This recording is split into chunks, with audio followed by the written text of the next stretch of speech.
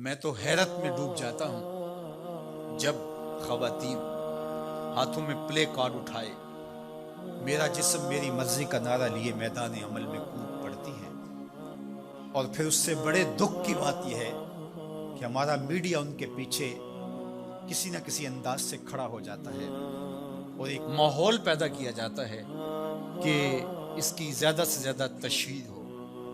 میرا معاشرہ، میرا دین، میری مشرقی روایات، میرا کلچر، میرا تمدن، میری تہذیب اس کی حمایت نہیں کرتا۔ میرا دین تو مجھے اس بات کا سبق دیتا ہے، میری بہن کو، میری بیٹی کو، میری ماں کو، میری بیوی کو میرا دین یہ سبق دیتا ہے کہ وَلَا تَضْرِبْنَ بِأَرْجُلِهِنَّ لِيُعْلَمَ مَا يُخْفِينَ مِنْ زِينَتِهِنَّ، کہ وہ اتنے زور سے قدم بھی نہ رکھیں کہ ان کے پاؤں میں پڑے ہوئے پازیب کی چھنکار غیر مرد کے کانوں تک پہنچے۔ جو اسلام اپنی شہزادیوں کے پاؤں میں پڑے ہوئے پازیب کی جھنکار بھی غیر مرد تک جانے سے روکتا ہے، تو کیسے گوارا کیا جا سکے کہ ٹھمکے لگا کے عورتیں ہاتھوں میں پلے کارڈ اٹھائے بلند آواز سے نعرے لگا رہی ہوں اور جو ہے وہ دھمک دھمک کر کے جو ہے وہ اپنے حقوق مانگ رہی ہو۔ تم حقوق کس سے مانگتے ہو؟ محمد عربی نے تمہیں 14 صدیاں قبل حقوق دیے، اور اگر تم اسلام کو نہیں مانتی اور اسلام کے ضابطوں سے انحراف کرتی ہو تو تمہیں میں ایک نقشہ ماضی کا دکھانا چاہتا ہوں کہ تمہارے وجود کو بھی گوارا نہیں کیا جاتا۔ اٹھا کر کے سسکتی بچی کو زندہ درگور کر دیا جاتا۔ بھائی اس لیے کاٹ دیتا تھا کہ کل کوئی میرا بہنوئی نہ کہلائے۔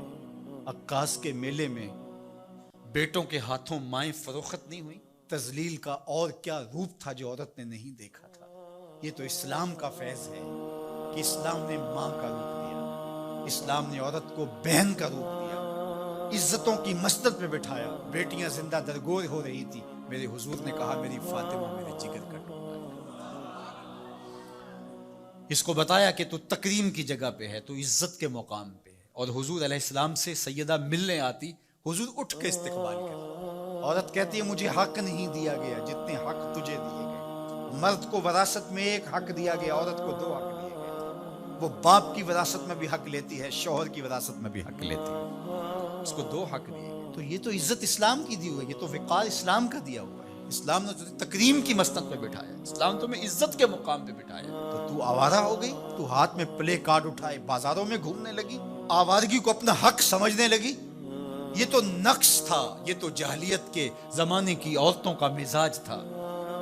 تجھے تو یہ کہا گیا فَلَا تَخْضَعْنَ بِالْقَوْلِ فَيَطْمَعَ الَّذِي فِي قَلْبِهِ مَرَضٌ، کہا کہ جب دروازے پہ دستک ہو یا تو فون اٹھا لے، مجبوری ہو کسی غیر مرد سے تجھے بات کرنا، تو تجھے میرا دین کہتا ہے اپنی آواز میں لوچ نہ پیدا ہونے دینا، آواز کو تھوڑا سا کرخت کر دینا، دل کا کوئی روگی تیری آواز کی نرمی سے کوئی اور معنی نہ نکال لے۔ تو اتنی پاک اور پردے دار ہے کہ تیرے بارے میں خیال بھی پاک رہنے چاہیے۔ تجھے دیکھ کے مرد کو ادب سے نظریں جھکانے کا حکم دیا گیا ہے۔ نگاہیں نیچی کر لو، محمد کی شہزادی آ رہی ہے۔ نگاہیں نیچی کر لو، فاطمہ کی بیٹی آ رہی ہے۔ نگاہیں نیچی کر لو، عائشہ کی بیٹی آ رہی ہے۔ تو عزت کے مقام پہ بٹھائی گئی، تو کس نے تجھے آوارہ کر دیا؟ کس نے تجھے بدچلن کر دیا؟ چند ٹگوں پہ، چند ملکوں کے سرمائے پہ، اور چند آوارہ عورتوں کے کہنے پہ جو مغرب کی وظیفہ خور ہیں اور جو نہ نظریہ پاکستان کو مانتی ہیں اور نہ ہی نظریہ اسلام کو مانتی ہیں، ان کے کہنے پہ تو ان کے ساتھ جا کے کھڑی ہو گئی؟ پلٹا واپس، تیری راہیں تیرا دین دیکھ رہا ہے۔ یہ 4 دن کی زندگی ہے، یہ بکھر کے ٹوٹ جانے والی سانسیں ہیں۔ آجا، تیرا دین انتظار کر رہا ہے، تیری نسلیں تیرا انتظار کر رہی ہیں۔ بطول باش و پنہا شو ازیں اثر کہ در آغوش شبیر بگیری۔ اقبال نے کہا بہن بطول بن جا اور زمانے کی نگاہوں سے پوشیدہ ہو جا، پھر تیری آغوش میں بھی حسین کے جانشین پیدا ہوں گے۔ تو مغرب کی ٹینو نہیں ہے، تو محمد کی بیٹی ہے، اور تیرا پردہ تیرے لیے بوجھ نہیں ہے، تیرے پردے کی ایک ایک سلوٹ تیری آبرو کا پیرا ہے۔ تیرا برقع تیری عظمتوں کا نشان ہے۔ جب تو برقعے میں سمٹ کر، جب تو شرعی پردے کے ساتھ ڈھیلا لباس پہن کے گھر سے کسی کام سے مجبوراً نکلتی ہے تو فرشتے بھی ادب سے سر جھکا لیتے.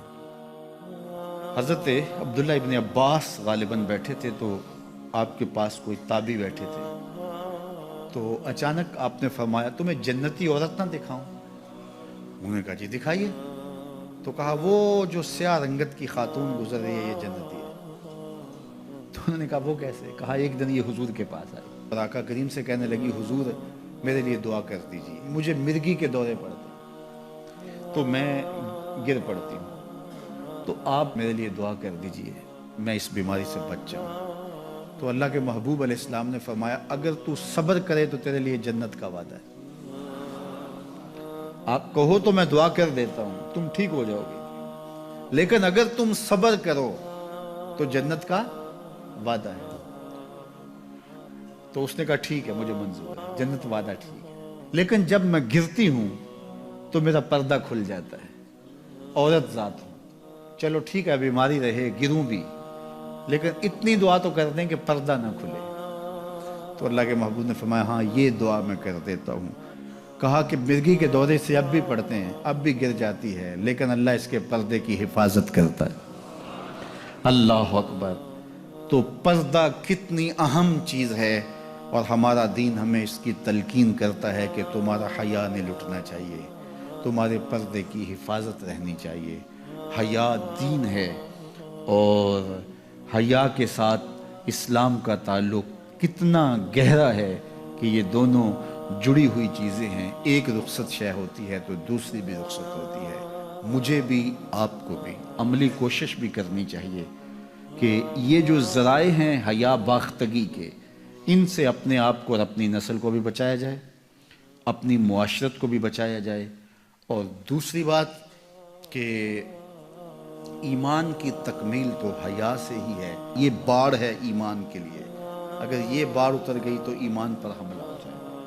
تو ہم مغرب کی نکالی میں اس کو ترقی نہ سمجھیں. اگر حیا باختگی لباس مختصر بلکہ اتار دیا جانا یہ ترقی اور کامیابی ہوتی تو پھر تو کعبہ اللہ کا ننگے طواف لوگ کیا کرتے تھے، وہ ترقی یافتہ ہوتے.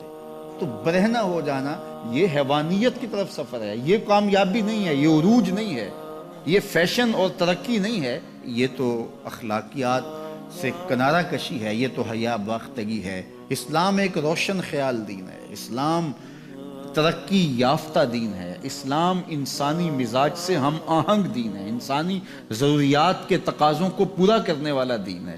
انسانیت سے، ہمارے مزاج سے، ہماری فطرت سے ہٹ کر کوئی دین نہیں ہے. تو نفس کی تسکین اور ہے، روح کی تسکین اور ہے.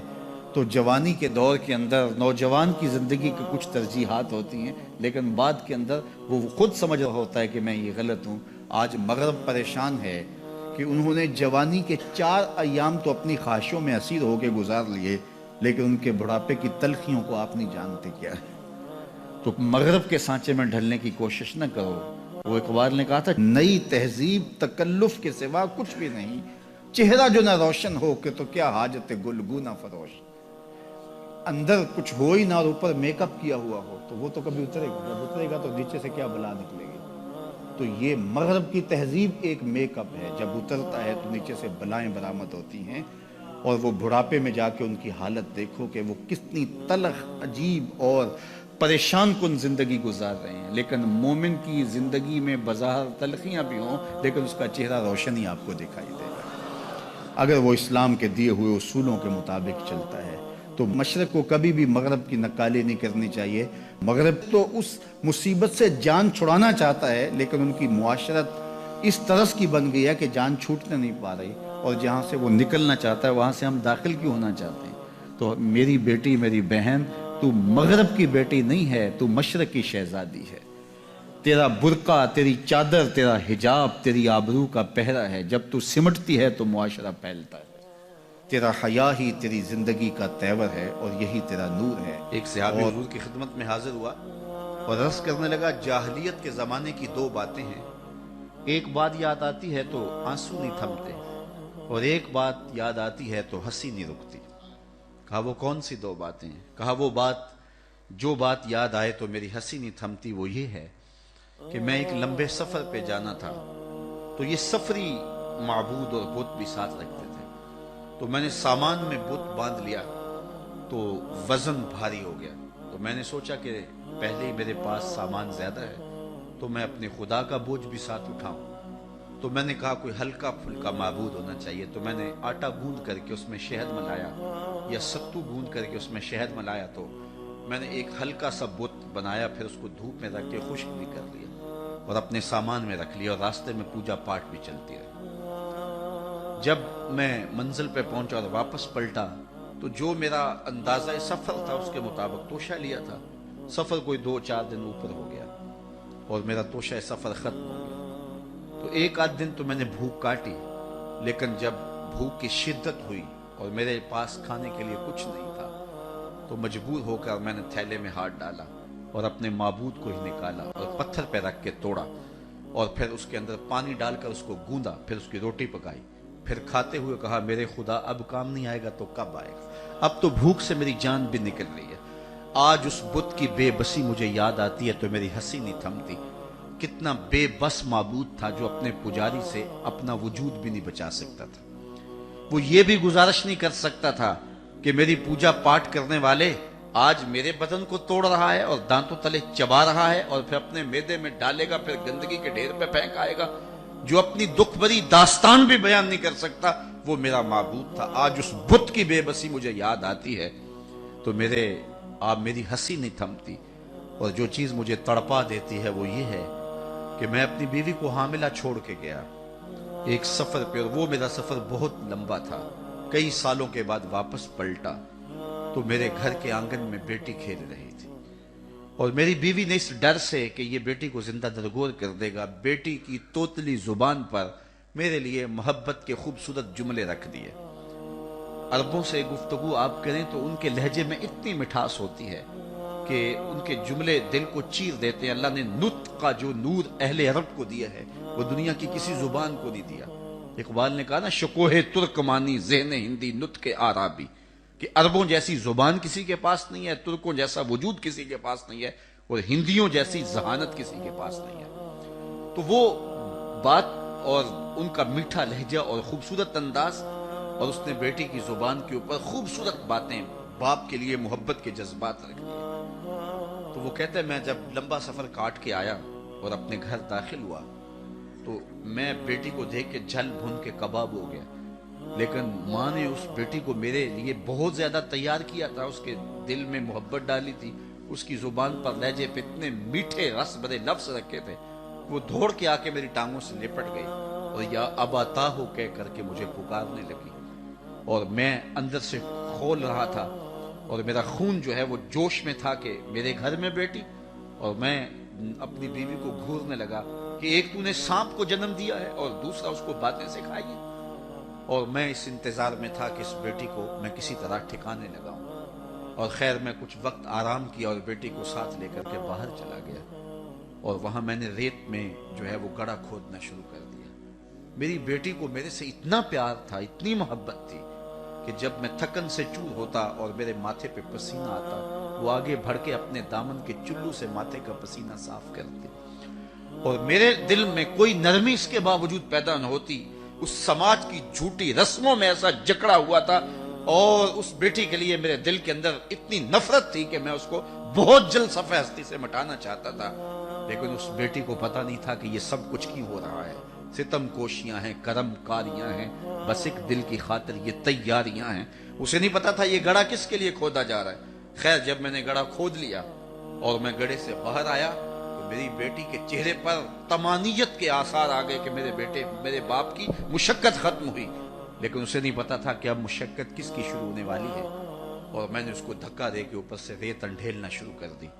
وہ ننھے ننھے ہاتھ جوڑ کے مجھے فریاد کرنے لگی اور کہنے لگی کہ ابا جان میں کچھ طلب نہیں کروں گی، اور میں ریت پھینکتا رہا، اور پھر ریت پھینک کر کے میں واپس آ گیا۔ آج اسلام لایا ہوں تو اس کی چیخیں مجھے سونے نہیں دیتی۔ اور جب یہ بات وہ کر رہا تھا وَأَيْنَ رَسُولُ اللَّهِ تَدْمَعَانِ، حضور کی آنکھوں میں آنسو تھے، تو صحابہ نے اس کو گھورا، کہا تو نے اتنا دردناک واقعہ سنایا ہے کہ حضور کو دکھی کر دیا ہے، لیکن آقا کریم نے اشارے سے ان کو روکا، کہا اس کو سنانے دو۔ تو صحابی کو کہا کہ پھر سناؤ۔ کہتا ہے حضور یہ بات جب مجھے یاد آتی ہے تو میرے آنسو نہیں تھمتے، بیٹیوں کو زندہ درگور کرنے والے اور بیٹیوں کو جو ہے وہ گڑوں میں پھینکنے والے اور اس پر خوشیاں منانے والے اور معاشرے سے داد وصول کرنے والے اور یہ بیٹیوں کا ظلم، بیٹیوں کے اوپر ستم کی کہانیاں رقم ہوتی تھی. لیکن سنو میرے اور آپ کے آقا و مولا میلاد والے رسول نے کیا کہا. جب حضور تشریف لائے اور بیٹیاں زندہ درگور ہو رہی تھیں، حضور نے ایک جملہ ارشاد فرمایا. ہم نے اس کو دوسرے پہلو سے سوچا ہے، کلمہ محبت تو ہے ہی ہے، لیکن اس ظالم سماج کے خلاف یہ اعلان جنگ تھا اور یہ حضور کا کلمہ جہاد تھا. حضور نے اس زمانے میں کہا جب بیٹیاں زندہ درگور ہو رہی تھیں کہ بیٹیوں کو زندہ درگور کرنے والے سن لیں، میری بیٹی فاطمہ میرے جگر کا ٹکڑا ہے. تو یہ دنیا کے سامنے حضور کا اعلان جہاد تھا.